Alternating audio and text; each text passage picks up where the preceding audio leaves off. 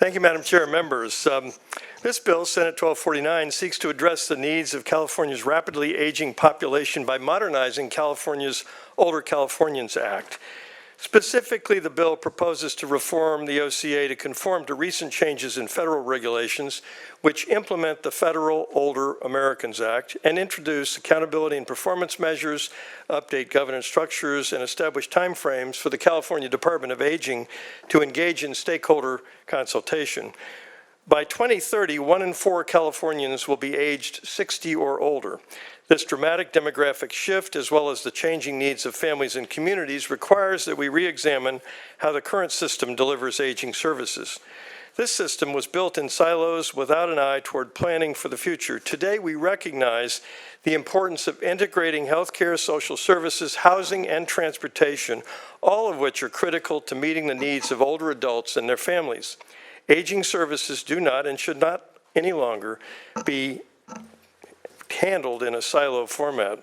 Currently, aging services are delivered by 33 area agencies on aging, AAA, covering all 58 counties.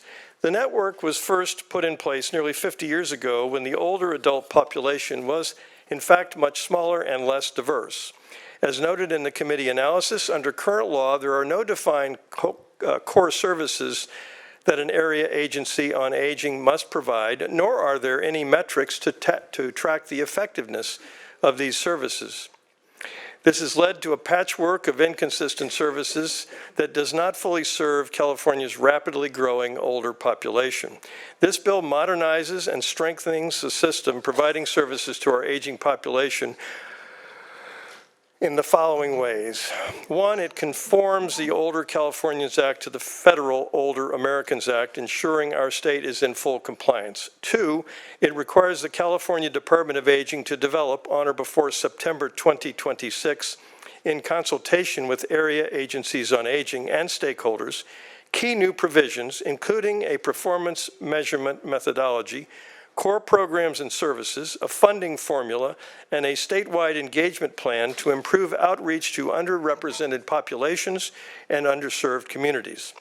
In appropriate cases and in accordance with federal regulations, it gives counties the option, starting in January 2025, to petition the department to assume control of the area agency on aging that serves the local jurisdiction, where such control would provide counties the opportunity to better integrate aging programs with other county-provided services such as IHSS, Adult Protective Services, Behavioral Health, Veteran Services, among others.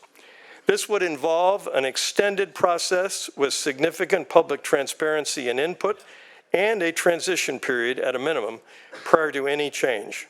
There's no on and off switch. The full and fair public process will ensure that any action taken will only be taken if it is in the best interests of older adults to do so.